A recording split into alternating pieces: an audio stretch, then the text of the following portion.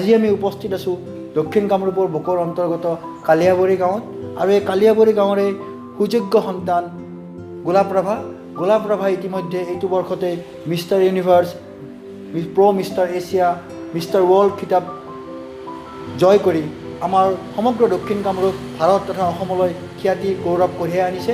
আজি আমি উপস্থিত হৈছোঁ গোলাপ ৰাভাৰ বাসগৃহত তেওঁৰ সৈতে কিছু মনৰ কথা পাতিবলৈ, তেওঁৰ বিষয়ে কিছু নজনা কথা আপোনালোকক জনাবলৈ। আহকচোন আমি আজি গোলাপ ৰাভাৰ সৈতে কিছু কথা পাতোঁ।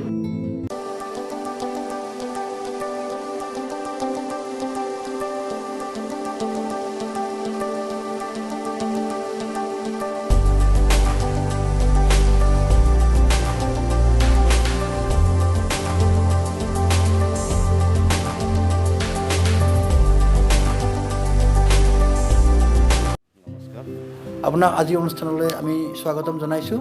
Thank you. আজি আপোনাৰ বিষয়ে কিছু কথা আমি ৰাইজক জনাব বিচাৰিছোঁ আমাৰ এই ইউটিউব চেনেলটোৰ দ্বাৰা। ৰাইজে আপোনাৰ বিষয়ে কিছু নজনা কথা আপুনি যেন আমাৰ আগত শ্বেয়াৰ কৰে, আমি কোনো আনুষ্ঠানিকতা নৰখাকৈ আপোনাৰ লগত কথা পাতিব বিচাৰিছোঁ। প্ৰথমতে দাদা সুধিব বিচাৰিছোঁ আপোনাৰ জন্ম ক'ত কেতিয়া হৈছিল? মোৰ জন্ম ইয়াতে এইখন গাঁৱতে, এইখন গাঁৱতে 1983 ফেব্ৰুৱাৰী মাহত এইখন গাঁৱতে মোৰ জন্ম। আৰু মোৰ স্কুলিংটো ইয়াতে বকডন বস্কো স্কুল, কলেজ ইয়াতে। আৰু মই যি মোৰ কেৰিয়াৰ আৰম্ভ কৰিছোঁ বডি বিল্ডিং, এক্সাৰচাইজো মই ইয়াতে কৰা। চ' মোৰ এইখিনি যি জন্মস্থান জন্ম গাঁও ইয়াতে বেষ্ট কৰিয়ে মই গোটেইখিনি কৰা। গোটেইখিনি ইয়াৰ পৰাই আপুনি তাৰমানে ইয়াৰ পৰাই আৰম্ভণি কৰা। আৰু মই ভাবোঁ ইয়াৰ পৰাই যিখিনি হ'ব ফিউচাৰত চব ইয়াৰ পৰাই মানে কণ্টিনিউ কৰি যাম, মানে বকক বেষ্ট কৰি। হয়, ঠিক আছে। আপোনাৰ পিতৃ মাতৃৰ নাম জনাব নেকি? পিতৃ স্বৰ্গীয় ৰতন ৰাভা, তেওঁ ঢুকাইছে আজি 2 বছৰ হ'ল। মা আছে যতনী ৰাভা। আপোনাৰ স্কুলীয়া জীৱন বা কলেজ ক'ত হৈছিল? বকডন বস্কো স্কুল, তাতে স্কুলিং তাতে কৰিছোঁ ইয়াৰ পৰাই। তাৰপিছত কলেজো তাতে এই বকো কলেজতে কৰিলোঁ, জৱাহৰলাল নেহৰু কলেজ। তাৰপিছত হায়াৰ এডুকেশ্যন আপোনাৰ লোৱা নহ'ল চাগে? আৰু হায়াৰ এডুকেশ্যন নাই তেনেকৈ। BA কমপ্লিট কৰি পিনে মই আচলতে ইয়াতে অলপ বেছিকৈ সোমাই গ'লোঁ। বডি বিল্ডিঙৰ মানে যি কম্পিটিশ্যনবিলাক কৰা আৰম্ভ কৰিলোঁ, তেতিয়া আৰু ষ্টাডিজটো কণ্টিনিউ কৰা অলপমান অসুবিধা হ'ল। এতিয়া দাদা কথা এটা হয় যে আপুনি যিটো সময়ত মানে শৰীৰ চৰ্চাৰ ক্ষেত্ৰখনলৈ আহিছিল, আমি জনাত সেই সময়ত শৰীৰ চৰ্চা সিমানটা জনপ্ৰিয় নাছিলে বা সীমিত আছিলে, কিন্তু আপুনি শৰীৰ চৰ্চাৰ ক্ষেত্ৰখনক কিয় বাছি ল'লে ইমানকেইটা ইভেণ্ট থকাৰ পিছতো? অলপ জনাব নেকি?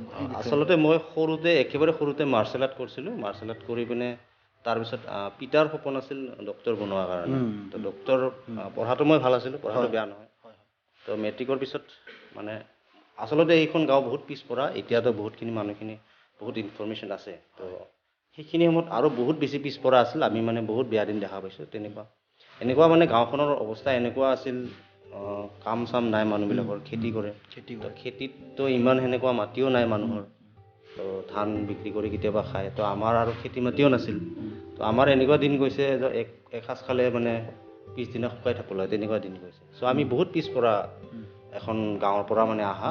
তো এইখন গাঁৱে আৰু পিতাৰ মানে সপোন আছিল এই পিছপৰা গাঁও হ'লেও, আমি পিছপৰা হ'লেও, বিল' পভাৰ্টি লাইনৰ মানুহ হ'লেও মই এজন মানে ডক্টৰ হিচাপে তেওঁ দেখা পোৱা বহুত সপোন আছিল। তো তেনেকৈ মই পঢ়াটো ভাল আছিলোঁ, পঢ়া ঠিকে আছিল, কিন্তু লেক অফ ইনফৰ্মেশ্যনৰ কাৰণে তো মেট্ৰিকৰ পিছত হায়াৰ ছেকেণ্ডেৰীত ছায়েন্স ল'ব লাগে সেইটো কথা মই জানিছিলোঁ, কিন্তু তাৰপিছত কি কয় মেডিকেল এণ্ট্ৰেঞ্চ যে দিব লাগে সেইটো বস্তু মই নাজানো। আৰু মোৰ পিতাৰো সেইখিনি ইনফৰ্মেশ্যন নাছিলে। তো আমি সেনেকৈ ভাবিলোঁ যে মেট্ৰিকৰ পিছত আৰু কোনোবাই আহি ঘৰতে ডক্টৰ বনাই যাব নেকি, তেনেকুৱা নিচিনা কথা হয়। তো সেইকাৰণে মানে সেইটো ক্ষেত্ৰত আগবাঢ়া নহ'ল। তাৰপিছত আৰু হায়াৰ ছেকেণ্ডেৰীৰ পিছত মোৰ মানে ইকনমিক কণ্ডিশ্যন বহুত বেয়া হ'ল। তেতিয়া আৰু খৰচবিলাকো বহুত বেছি বাঢ়ি গ'ল। সেইকাৰণে মই সৰু সুৰা অলপ বিজনেছ কৰা আৰম্ভ কৰিলোঁ। তাৰপিছত আৰু মোৰ ফিজিকেল শ্বেপটো দেখাত বহুত বেয়া আছিল। তো এক্সাৰচাইজটো মোৰ প্ৰিয় হয়, কিন্তু মেট্ৰিকৰ সময়ত এক্সাৰচাইজটো মানে মই বাদ দিলোঁ কমপ্লিট, পৰীক্ষা ভাল কৰাৰ কাৰণে। তো তাৰপিছত সেনেকৈ হ'ল কি, ফিজিকটো বেয়া আছিল কাৰণে মই ভাবিলোঁ অলপমান এক্সাৰচাইজ কৰি পিনে ফিজিকটো মোৰ কমচে কম দেখাত যাতে ভাল হয়। তাৰপিছত আৰু বিজনেছতো তেতিয়া এটা ৰিকুৱাৰমেণ্ট বেলেগ আছিল। বিজনেছত মানে তেতিয়া এনেকুৱা আছিল যে অলপ দম থকা মানুহ হ'লেহে মানে বিজনেছৰ লিংকবিলাক পায়।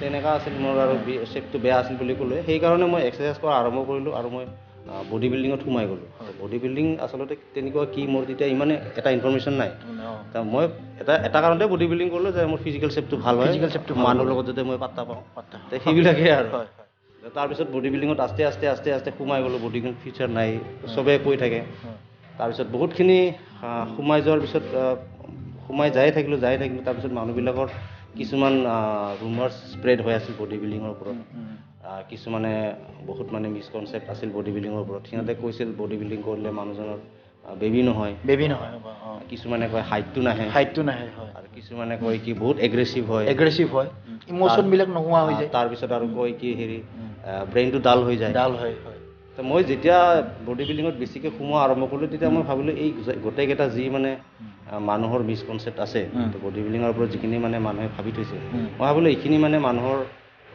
মিছকনচেপ্টখিনি দূৰ কৰিম তো বডি বিল্ডিঙৰ লাইনটো এনেকুৱা হিচাপত আনিব লাগিব যেন বডি বিল্ডিঙক মানুহে সকলোৱে আঁকোৱালি লয় সমাজৰ এজন যাতে ৰিছপেক্টেড পাৰ্চন বুলি যাতে ধৰি লয় তেনেকুৱা যাতে এটা পজিশ্যন মই আনিব পাৰোঁ বডি বিল্ডিঙত মই সেইটো কাৰণে চেষ্টা কৰা আৰম্ভ কৰিলোঁ আৰু মই তেতিয়াৰ পৰাই মানে বহুত চেষ্টা কৰি আছিলোঁ বডি বিল্ডিঙত এনেকুৱা দিন গৈছে আমাৰ ছাৰ জিতেন কলিতা আছিল মই অকণমান মই আপোনাক ইণ্টাৰভিউ কৰিছিলোঁ আপুনি আগৰ কেইবাটাও ইণ্টাৰভিউত আপুনি কৈছে যে এই জিতেন কলিতা ছাৰৰ কথা আপুনি উল্লেখ কৰিছে তেখেত মানে ইনষ্ট্ৰাক্টৰ আছিল নেকি আপোনাৰ তেওঁ প্ৰথম ইনষ্ট্ৰাক্টৰ আৰু তেওঁ মোৰ প্ৰথম মানে মেইন ইনস্পিৰেটিভ হয় তেওঁ ফৰ্মাৰ মিষ্টাৰ গুৱাহাটী ইউনিভাৰ্চিটি আছিল আৰু বহুত ভাল শেপ নেচাৰেলি বডি বিল্ডিংটো বহুত আগলৈকে লৈ গৈছিল তাৰপিছত মই ভাবোঁ এটা ষ্টেজৰ পিছত তেওঁ মানে আগবঢ়াই লৈ নগ'ল নাজানো কি কাৰণ সেইকাৰণে মই আচলতে তেওঁৰ পৰা বহুত ইনস্পিৰেশ্যন পাইছিলোঁ আপোনাৰ অনুপ্ৰেৰণা বুলি ক'লে তেওঁ আহে নেকি তেওঁ প্ৰথম আহে কাৰণ মই বডি বিল্ডাৰ আগতে বেলেগ দেখা পোৱা নাছিলোঁ এনেই কিছুমান ফটোত দেখা পাওঁ সেইবিলাকক দেখা পালে মানে কমপ্লিট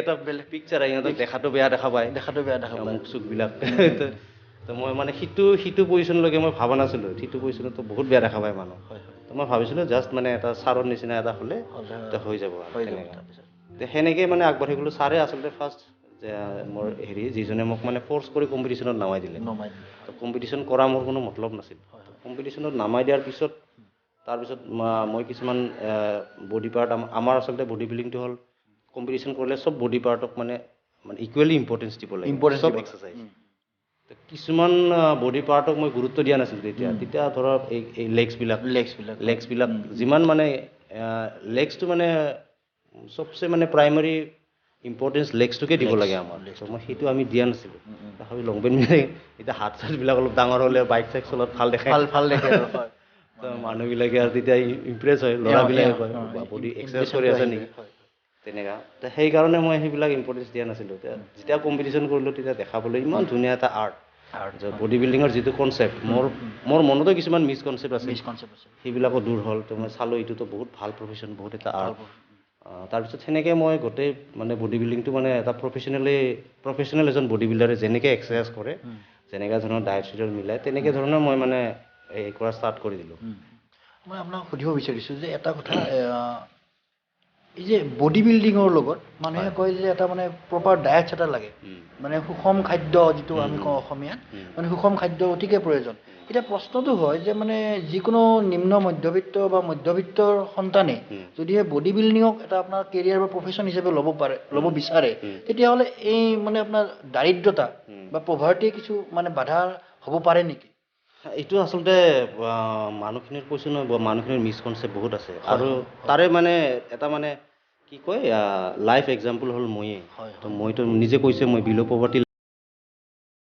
আচলতে মেইন কথা হ'ল কি আমাৰ এজন মানুহৰ আজিকালি চবৰে এটা পকেট মানি চবৰে থাকে ইনফেক্ট মানে কলেজৰ ষ্টুডেণ্টবিলাকৰো আজিকালি 100 টকা এটা মিনিমাম খৰচা কৰে মিনিমাম কেতিয়াবা বেছি হয় তো আমাৰ বডি বিল্ডিঙত হৈছে কি আমি আমাৰ বডিত মানে যিটো দৰকাৰী মাচল মানে ডেভেলপ কৰাৰ কাৰণে যিটো দৰকাৰী আমি সেইটোহে খাওঁ তো বাকী আমাৰ ধৰক বডি বিল্ডাৰ হ'লে বহুতে ভাবে বডি বিল্ডিং কৰিলে মানে চব খাব লাগে বহুত বেছি খাব লাগে এইটো বহুত ৰং কনচেপ্ট বডি বিল্ডাৰ হ'লে আমি বহুত কম খাওঁ আমাক যিখিনি দৰকাৰী আমি সেইখিনিয়ে খাওঁ চ' এজন ল'ৰাই যদি বেছিক এটা যদি বডি এটা ভাল যদি বনাব খোজে তেওঁৰ ইমান খৰচা আহি নপৰে তেওঁৰ 50 টকাত হৈ যায় কাৰণ তেওঁক লাগে মেইনলি চিকেন লাগে অলপ অ'টছ লাগে অলপ চালাড এইবিলাকতো আমাৰ গাঁৱলীয়া